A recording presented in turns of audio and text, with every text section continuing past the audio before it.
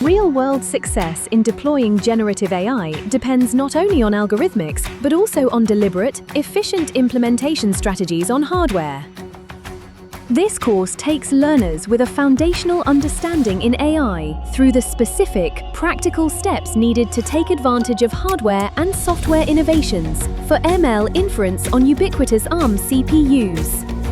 Learners can follow along using Jupyter notebooks curated to clearly demonstrate performance improvements across a diverse range of ARM-based hardware.